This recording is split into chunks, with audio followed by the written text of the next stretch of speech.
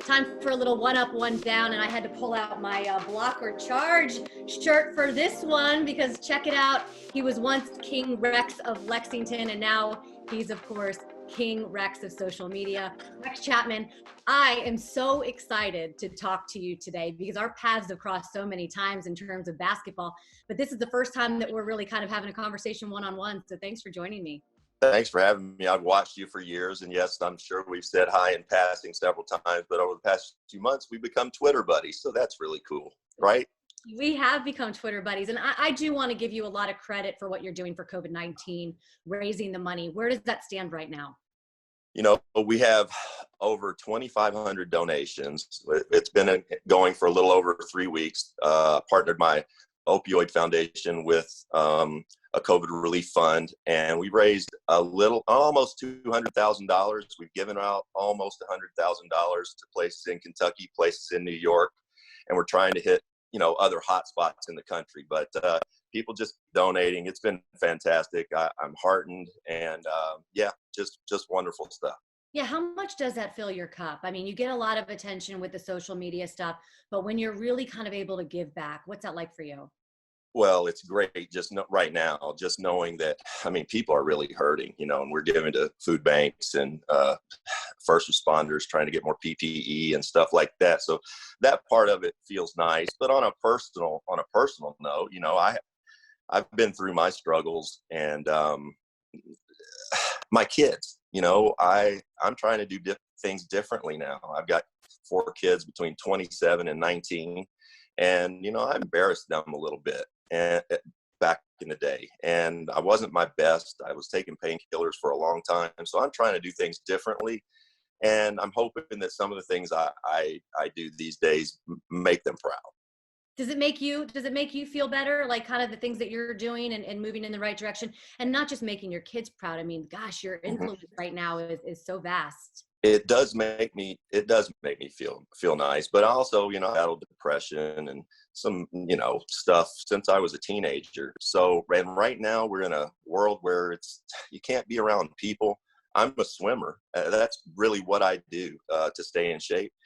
I can't swim now. I haven't swam in, 6 weeks or more. And, that for me, that kind of keeps me sane. So I'm a way to get away from my phone every day, all that stuff. So I'm doing other things. I'm trying to walk, which is tougher on this old body of mine. So we're all out of our routine. This Twitter and the social media stuff and the COVID relief fund, it's definitely helping me pass time and keep my mind occupied and just trying to do the next right thing. Yeah, see, I didn't know you were a swimmer. I want to talk about that. Yeah. I grew up swimming and now I do triathlons. So are you like strictly pool? Are you open water? Like, what are you doing? I'm strictly pool. I grew up, first sport I did, my parents put me on swim team when I was 5. And I got the competition bug like nobody's business, had to be first to touch. And that really fueled me as a young person. Plus, I'm swimming hundreds of laps each day, and I don't care. It's fun. You don't even get tired when you're a kid. So I kept swimming all the way through. I stopped though when I started playing basketball seriously, and when I got out of rehab 5 years ago, I had to lose a bunch of weight. I was probably 260 or 270, and I never played more than 185 pounds. So I started swimming again, gradually. Now I do it 6 or 7 days a week. And I feel like it just keeps me sane and my body feels great from it, but I can't do it right now. So, that's stressful. Are you one of those guys? Because I know when I get to the pool, I swam my whole life, but when I get to the pool, that moment before I dive in the water, I'm like, why am I doing this? I don't want to do this. Is that the worst? I know. No, it is, but it kind of reminds me of basketball back in the day when, I was getting older. It wasn't quite as fun anymore. I was, hurt a lot. And I remember getting to the gym and thinking, okay, I just got to get that sweat. As soon as I get that first sweat, I'm good to go. And that's how I get with the pool. I dread it. It's going to be cold. The second I go into the water, I go, all right, worst part's over. Let's do this. I'm committed. Now I'm committed. You have to Right. do some open water swims. I have I, friends that actually like swam the Alcatraz swim before and like been bumped by seals, and oh, there are wow. sharks out there. So, well, and that's a little extreme, obviously, Yeah, but but maybe. I would love to do it. I'm a pretty strong swimmer. I can't do any of that other stuff because I can't run anymore, though. I can't run at all. I don't even try to run. That's pathetic, but Maybe we can get together and do a relay of some sort. You there can we do go. part of that. I'm a swimmer. I'll do that. So we not only have Kentucky basketball and now swimming in common, but Charlotte as well. Oh, yeah. I actually worked for the Bobcats when they first became the Bobcats, and obviously you are part of the very Mhm. first year. Do you still keep in touch with folks here in Charlotte? Oh, yeah. Dell Curry. Dell's one of my best friends. Muggsy Bogues. We talk and text every week still. Yeah, I'm thinking back. One of my first weekends in Charlotte as a 19-year-old, I had a meeting there because it was Hannah Storm. Remember Hannah? Oh You know yeah. Hannah. Oh Yeah. yes. Absolutely. Hannah was young. She was working in Charlotte at one of the stations, and I had a meeting. It was kind of a business meeting, and I'm straight out of classes. And I sat in there and pretended to be an adult for about an hour with Hannah Storm and a couple of executives from the team. And I thought about that. She brought that up not long ago on Twitter. And I said, yeah, I remember it like it was yesterday. So time just flies. Gosh, it's been 35 years ago, maybe. Yeah, Charlotte's a lot different now. It is. Charlotte is beautiful. I love it. Got all the lakes around there, and it's just a really good city. Plus, when I was there, you didn't have football. There was nothing up. Nothing. I was going to say downtown, nothing uptown. You just had the Right, triangle, right? You had college right. basketball. That was about it. That was it. Yeah. It was a college basketball town. The Hornets came to town, and what was fascinating I found was that in Kentucky it's mostly Kentucky fans, UK fans, little pocket of Louisville fans in Louisville. In the Carolinas, man, you got UNC, Duke, NC State, Wake, South Carolina, on and on and on, and the allegiances are split. But when the Hornets came in there, all of those people came together to be Hornets fans, and that was really beautiful. You brought up Louisville, or Louisville. Louisville. You almost went there, right? Yeah, that was game before. What was that like for you when you played in that rivalry then? It was weird because I had committed to Louisville really to Denny Crum as a junior verbally, and they were my dream school. Daryl Griffith, my all-time idol, and they started recruiting me first, and so I felt like I had a loyalty to them. And then I visited both schools. My grandmother lived in Lexington, and really at the time, the UK program after the visits seemed like a varsity program compared to a JV program. And when I say that, I say it with all due respect, just facilities. It was just all the things that shouldn't have mattered did to an 18-year-old. Oh, yeah. So then and I don't regret it at all. I came to Kentucky. I had 2 really fun years here, but we played those guys twice and we beat them twice. And the first time we embarrassed them. And it was at their place. It was probably my 5th or 6th college game, and I torched them pretty good. And I just remember, our fans were elated. Our coaches were. But I was also upset for my friends, Kenny Payne, Purvis Ellison, and Coach Hall, and Allen Houston's dad, Wade, was on that staff. I felt really bad for those guys. And the great part about all of that is the next summer, Denny Crum, between my freshman and sophomore year, Denny Crum, the coach of the Louisville Cardinals, was coaching the USA team. I went and tried out for the USA team. He picked me. I played all the minutes with Danny Manning and David Robinson. He still loved me after all of that. And to this day, I consider Denny Crum one of my favorite people and one of my favorite coaches ever. Isn't that what those rivalries are all about, though? Louisville, yeah. Kentucky, North Carolina, Duke. It's a fierce rivalry, but it's one built on so much respect because of how the programs are. It really is. And, I think the one thing you find is that, like Duke, Carolina, all those guys, they get their haircut at the same place, so they're in the barbershops together. Much the same here. Every bit of local news that you see about Kentucky or Louisville, they're watching in Louisville. We're watching in Lexington. So each other inside and out, really. But you're young players, and you just what I found is that it's way, way, way more intense and passionate. The fans are. Yeah. The players are there, and yeah, we're into it, but the fans are really into it. Oh yeah, I do want to ask you about the Michael Jordan documentary. Did you Yeah. watch that? I know I've seen some stuff on social about like you playing defense on him and Yeah. him not having the ball in his hand when you were playing defense on him. What'd you think of the documentary? I think it's fantastic. I could watch it, every day for the rest of the year. Can't wait till next weekend. Michael's so different, man, and I'm sure there'll be plenty of me on posters during the next few weeks of trying to guard Michael. But I was thinking, but he was just so different. And when I thought Bobby Knight said something really interesting last night on the documentary. He said Michael's one of the strongest basketball players he's ever seen, and he really was. Those hands of his. Quick story. We're bowling one night in Chicago, a night before we're gonna play the Bulls. The next night I'm in Charlotte or Washington. It was me and Michael and 3 or 4 other friends of ours, and we're bowling. And you know how sometimes the pins will get stuck in the bowling lane. You got to roll another ball down the aisle or down the lane to reset. Well, Michael's telling us the story, and we're all facing the bowling pins, and we just kind of alert him, hey, the pins are stuck. He reached over, backhanded, grabbed a 17-pound bowling ball, not by the holes, like it was a grapefruit, and flung it backhanded down the lane. And I sort of looked at all the other guys, and they sort of gave me the, yeah, he can do that. And I'm sitting there going, I got to play against him tomorrow night. His hands are ginormous. It was so intimidating, some of the stuff he did without trying to be intimidating. Did he give you like that little wink when he did that? That wink he gave on the court, Oh yeah, of course. The other thing, someone just asked me, he and I got into it one night in Miami, just a little thing. It was nothing really, but it kind of got blown up. It's got me jawing at him and him jawing back at me. People always ask me, what did you say to him? What were you saying to him? And I always say, yeah, you let me know how that whole shoe brand thing goes in 30 years. Air Jordan. That's not what I said. Yeah, let's see if that sticks. Air Jordan.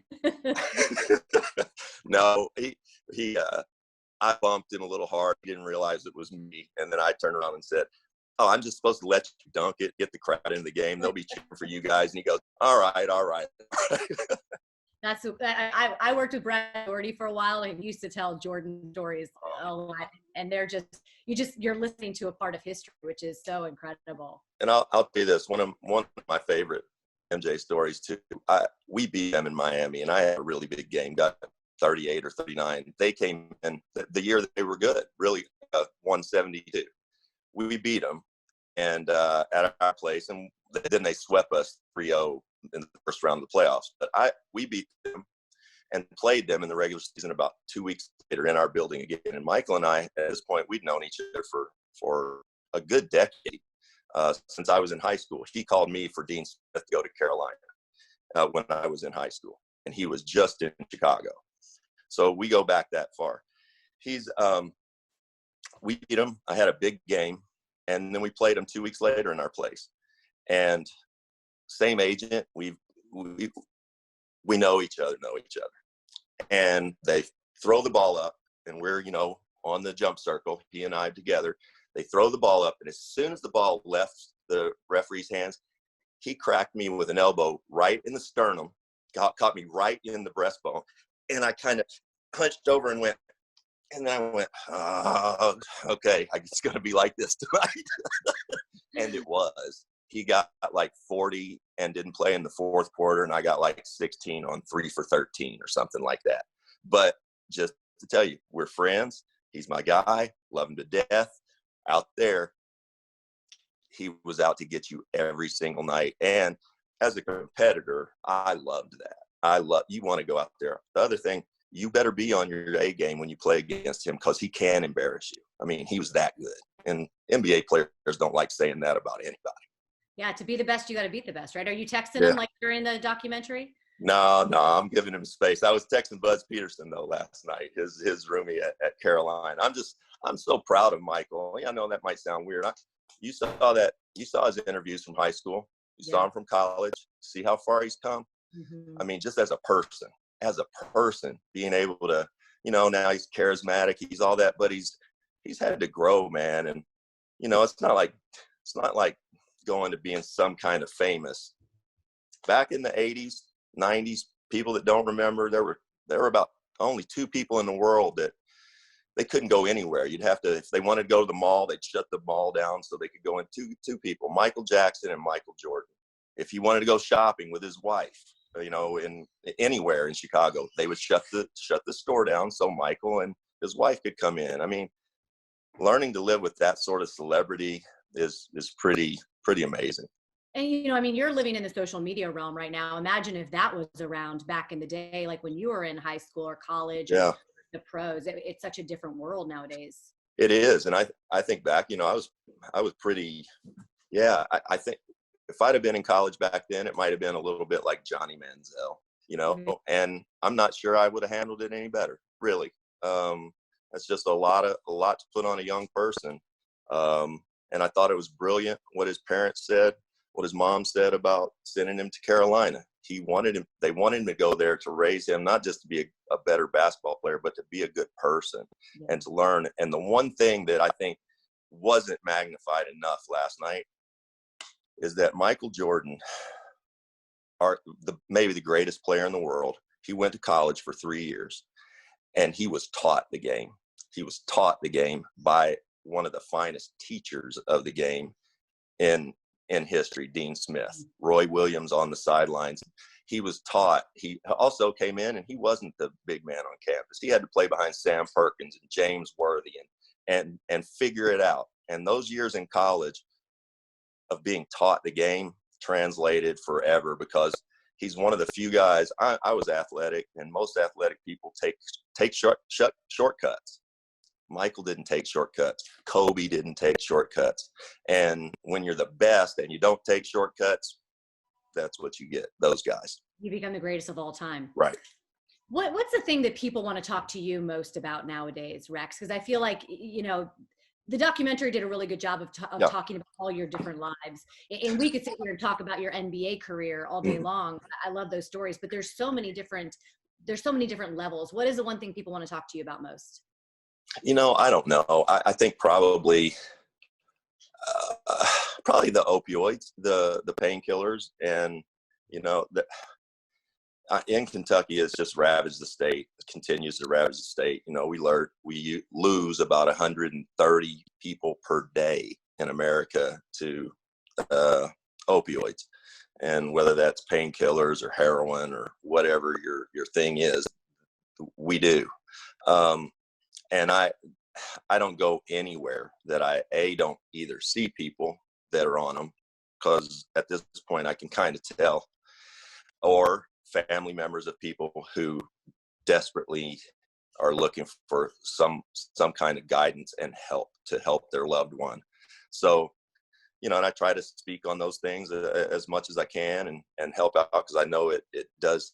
When I was going through it, I think back to 4 or 5 people, from Rick Pitino to Kenny Payne to my son, to people who said things to me in that moment of despair and just being down. Like, I remember thinking, I'm toxic. Nobody will ever want to talk to me again. I'll never work again. I'll never do anything. But there were things that people said to me that got me through. And I know how that is when you're sitting there, you're trying to grasp and grab anything, a life preserver, and you hang on to things that people say. So I think that's probably the thing that people want to talk the most about, just knowing that you can get out of it, but it's hard. It's really hard. It is hard. And I'm sure that family members appreciate talking to you as well, because they're the ones that are helpless in the situation when they have a loved one dealing with that. You're right. And the other part, the flip side of that is those family members, we as addicts, a lot of times we treat them the worst. We will isolate, not talk to them, or when we do, the reason is because they know us the best and they know something is wrong with us. Mm-hmm. So it ends up happening. There's a whole thing, and that you got to try to get through. Addicts become really good liars. and we hide what we're doing. And the one thing I learned most from, I think, from my last stint was, hey, secrets are not good for me. They're just not good for me. And so I try to, if I got something going on, I try to tell somebody to let them know that, I need a little help right now. So yeah, that's the biggest thing. And I think probably the thing that, and that does help me. It helps me to keep doing the right thing too. Well, I mean, I've told you before, I've reached out to you on the side and told you, a situation and Yep. it's not easy and super No. proud of you. I'm so happy that you found what you found on social media. How Thanks. much do you have to censor yourself on the social media stuff? How much do you wonder if when you hit that send button, if people are going to get the wrong idea about that specific video? Because I think we all do it, right? Or Yeah, like always. we all do. Yeah. And there are definitely ones that I've put out that I've gone, I shouldn't have done that. And I'll delete it real fast or something. But yeah, there's a fine line between, being entertaining and being offensive, and you gotta walk that line. But I try to do a decent job of it. Do you go through waves where like 1 week you're all about the dogs Yep. and the next it's all about babies and then? Yeah. And I'll feel like I get into a rut too. I'll be like, all right. And then I'll go, all right, well, I've only shown 17 dog videos in a row. Let me mix it up a little bit. I can go down the rabbit hole pretty fast. Do you have, I mean, I know you can't pick a favorite one, right? I mean, but you have one. I remember the guy, did he get electrocuted? He sat in that like electric chair at the fun house. So hilarious. I promise that one a few weeks ago, the little girl pretending to like her mom's cooking. Hilarious. I bet I watched it 150 times. There, everything from her just almost puking to the mom trying to keep her from puking by going, oh, okay. And then to the end when she goes, I'm okay. It's just all so great. So silly. We all need to laugh from time to time. I can imagine doing your show must be so therapeutic and so much fun for you because you just sit there and laugh the whole time. We do. And the best part about that is the buddy of mine who I do it with, his name's David Helmers. And we actually went to preschool together. And, wow. and he's a lawyer. He went to grade school, middle school, high school, all of that together. And so his buddy, one of his good buddies, is actually one of the longtime producers at Adult Swim. So that's kind of how all this came about. He had never been on her before, and he's great. He's great, just a natural. But it is very therapeutic. We have fun. We laugh for an hour or two every Thursday. We do it live. Yeah, life is weird, right? It is weird. It is weird. Rapid fire questions before I let you go. How many pairs of sneakers do you own, Rex? 200. Oh my gosh. How many Air Jordans do you own? I guess that's a big question now, right? Not many, because really and truly, back in the day, you didn't wear another person's shoe. And obviously, nobody had their own shoe but Michael. There was no way. That's what gets me now. I see people wearing, James Harden's shoes and stuff. That playing against James Harden, that's weird.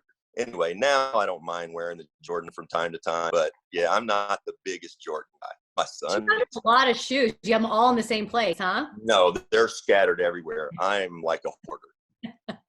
Okay, so what's the craziest thing a UK fan ever did when you were in college?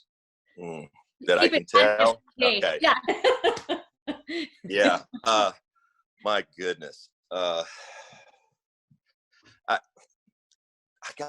drawing a blank. I don't know. We'll save it for later then if you can't. Yeah. Okay. All right. Yeah. One thing that you haven't done before that you're doing right now during this time of social distancing. Wow. I'm trying to read a lot. I'm trying to read a lot more on what we have going on health-wise. Yeah. I read a great article today in Louisville Courier-Journal about the coronavirus and about a high school basketball tournament in Indiana in the middle of March that people are passing away from now, and people are really infected. So I'm trying to read. I'm not a voracious reader by any means, but I am trying to stay on top of all of this, and hopefully help educate myself and maybe a few of my loved ones around me. Rex, you inspire so many, your story and your strength, and now what you're doing, making people laugh on social media. So I'm so happy we had a chance to kind of sit down and talk to each other. Hopefully this isn't the last time. So thank you so much for joining me today. Thank you, Shannon. We'll do it again anytime you want.